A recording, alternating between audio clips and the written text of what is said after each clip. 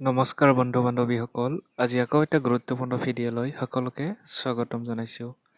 এইটো ভিডিঅ'ৰ মাধ্যমেৰে আমি আলোচনা কৰিবলৈ ওলাইছোঁ যিসকলে BA ছেকেণ্ড ছেমিষ্টাৰ পঢ়ি আছে MDC subject humanities and social science part 2 অৰ্থাৎ ডেম'ক্ৰেচি এণ্ড পিপল ৰাইটছৰ কুৱেশ্যন পেপাৰ সম্পৰ্কে আমি আলোচনা কৰিম।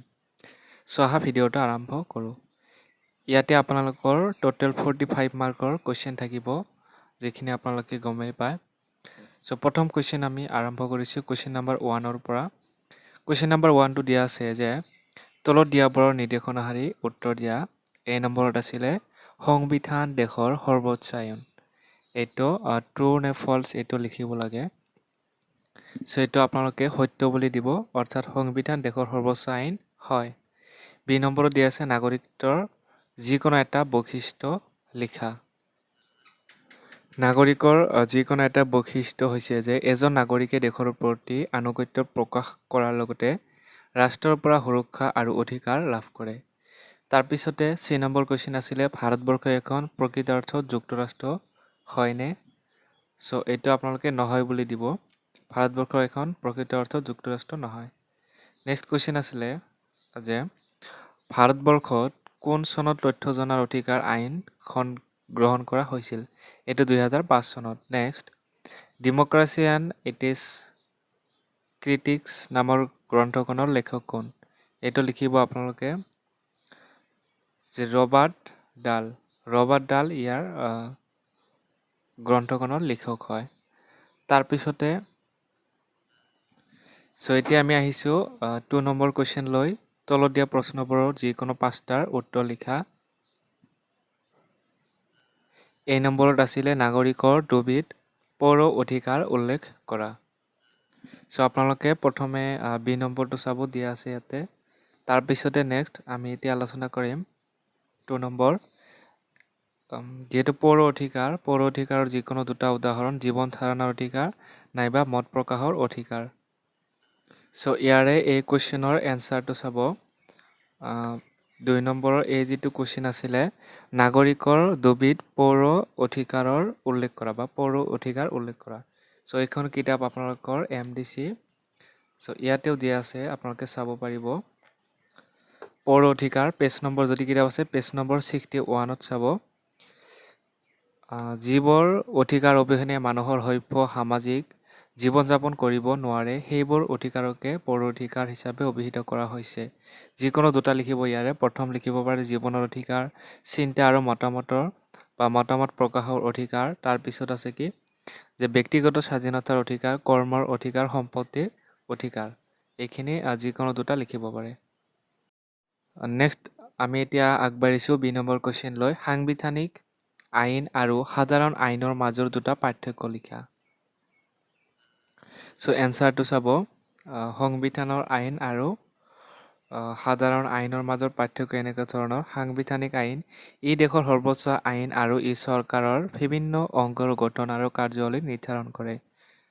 তাৰপিছতে আছে সাধাৰণ আইন ই সংবিধানৰ অধীনত থকা আইন আৰু ই নাগৰিকৰ মাজত পাৰস্পৰিক সম্পৰ্ক বা আচৰণ নিয়ন্ত্ৰণ কৰে। তাৰপিছতে 3 নম্বৰ কুৱেশ্যন আছিলে 1955 চনৰ ভাৰতীয় নাগৰিকত্ব আইন অনুসৰি নাগৰিকত্ব অৰ্জনৰ 2টা উপায় লিখা। ইয়াতেও দিয়া আছে চাব। প্ৰথমতে আছে জন্মসূত্ৰে লিখিব পাৰে বাই বাৰ্থ এণ্ড পঞ্জীয়নৰ জৰিয়তে বাই ৰেজিষ্ট্ৰেশ্যন। তাৰপিছতে নেক্সট 2 নম্বৰ কুৱেশ্যন আছিলে MGNRE যিয়ে 2টা বৈশিষ্ট্য উল্লেখ কৰা। তাৰপিছত নেক্সট কুৱেশ্যন যুক্তৰাষ্ট্ৰীয় চৰকাৰৰ সফল কাৰ্য ৰূপায়ণৰ বাবে অপৰিহাৰ্য 2টা চৰ্ত উল্লেখ কৰা। যিহেতু যিকোনো 5টা লিখিব লাগে, বাকী কুৱেশ্যন ইয়াতে চাই ল'ব বাকী কুৱেশ্যনখিনি। এতিয়া আমি আলোচনা কৰিছোঁ। প্ৰথমটো চাব কৰ্মসংস্থাপনৰ নিশ্চয়তা, অৰ্থাৎ MGNR যিটো আছিলে 2 নম্বৰ ইয়াৰ বৈশিষ্ট্য আমি আলোচনা কৰি আছোঁ। প্ৰথমতে ইয়াৰ বৈশিষ্ট্য লিখিব পাৰে 1 নম্বৰ কৰ্মসংস্থাপনৰ নিশ্চয়তা। এই আঁচনিয়ে প্ৰতিটো গ্ৰাম্য পৰিয়ালক এটা বিত্তীয় বৰ্ষত অন্ততঃ 100 দিনৰ মজুৰিযুক্ত কামৰ নিশ্চয়তা প্ৰদান কৰে। দ্বিতীয়তে বেকাৰী ভাত্তা অৰ্থাৎ যদি আবেদন কৰাৰ 15 দিনৰ ভিতৰত কাম যোগান ধৰিব পৰা নাযায় তেন্তে চৰকাৰে আবেদনকাৰীক বেকাৰী ভাত্তা প্ৰদান কৰিবলৈ বাধ্য। নেক্সট তথা শেষৰ কুৱেশ্যন আছিলে এনচাৰটো চাব যে লিখিত আৰু নমনীয় সংবিধান অৰ্থাৎ এইটো আমি যুক্তৰাষ্ট্ৰীয় চৰকাৰৰ সফল এইটো আমি পঢ়ি আছোঁ। প্ৰথমে লিখিত আৰু নমনীয় সংবিধান কেন্দ্ৰ আৰু ৰাজ্যৰ মাজত ক্ষমতাৰ স্পষ্ট বিভাজনৰ বাবে এখন লিখিত সংবিধান থকাটো জৰুৰী। দ্বিতীয়তে নিৰপেক্ষ আৰু স্বাধীন ন্যায়পালিকা কেন্দ্ৰ ৰাজ্যৰ বিবাদ নিষ্পত্তি কৰিবলৈ আৰু সংবিধানৰ সুৰক্ষাৰ বাবে এক স্বাধীন ন্যায়পালিকাৰ প্ৰয়োজন। তাৰপিছতে চাব নেক্সট কুৱেশ্যন যিবিলাক দিয়া আছে এইবিলাক হৈছে 3 নম্বৰ কুৱেশ্যন। ইয়াতে আপোনালোকৰ যিকোনো 4টা লিখিব লাগিব 5 মাৰ্ক দিয়া থাকিব। প্ৰথমটো চাব উদাৰতাবাদী গণতন্ত্ৰৰ তাৎপৰ্যপূৰ্ণ বৈশিষ্ট্য। 2 নম্বৰ আছে খাদ্যৰ অধিকাৰ। তাৰপিছতে আছে নাগৰিক আৰু বিদেশীৰ মাজৰ পাৰ্থক্য। এইখিনি ভেৰি চিম্পল আছিলে। চাব 3 নম্বৰ আমি এইটো আলোচনা কৰিছোঁ প্ৰথমে যে উদাৰতাবাদী গণতন্ত্ৰৰ তাৎপৰ্যপূৰ্ণ বৈশিষ্ট্য। ইয়াতে চাব উদাৰতাবাদী গণতন্ত্ৰ হ'ল এনে এক ব্যৱস্থা য'ত গণতান্ত্ৰিক নীতি আৰু ব্যক্তিগত স্বাধীনতাৰ মাজত সমন্বয় ৰক্ষা কৰা হয়। ইয়াৰ মূল বৈশিষ্ট্যসমূহ হ'ল ব্যক্তিগত স্বাধীনতা, বাক স্বাধীনতা, ধৰ্মীয় স্বাধীনতা আৰু সমবেত হোৱাৰ অধিকাৰৰ দৰে মৌলিক অধিকাৰৰ সুৰক্ষা।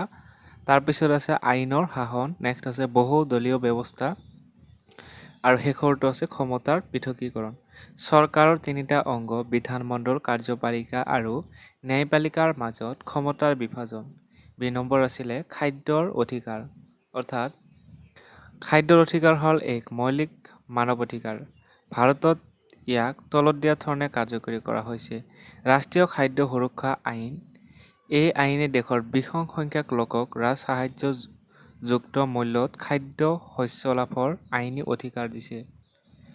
পুষ্টি সুৰক্ষা মধ্যাহ্ন আৰু ICDSৰ দৰে আঁচনিৰ জৰিয়তে শিশু আৰু মাতৃসকলৰ পুষ্টি নিশ্চিত কৰা হয়।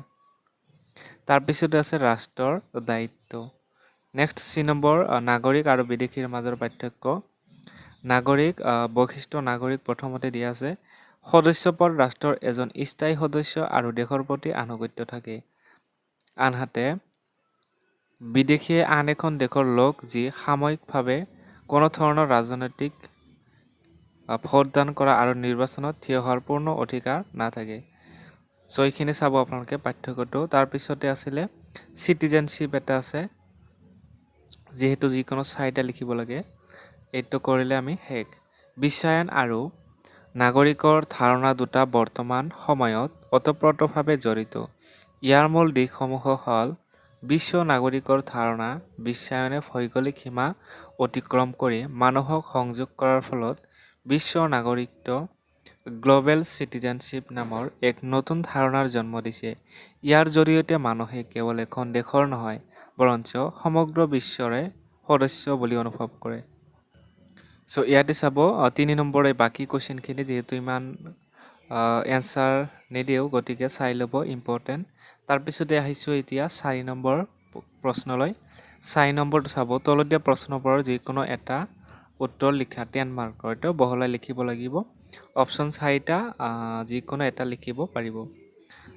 প্ৰথম আপোনালোকে কুৱেশ্যনটো চাব A, B, C আৰু D লৈকে দিয়া আছে ইয়াতে। আমি ডাইৰেক্ট D শেষৰটো আলোচনা কৰিম। শেষৰটো আছে নাগৰিকত্বৰ স্বাধীনতা আন্দোলন কি?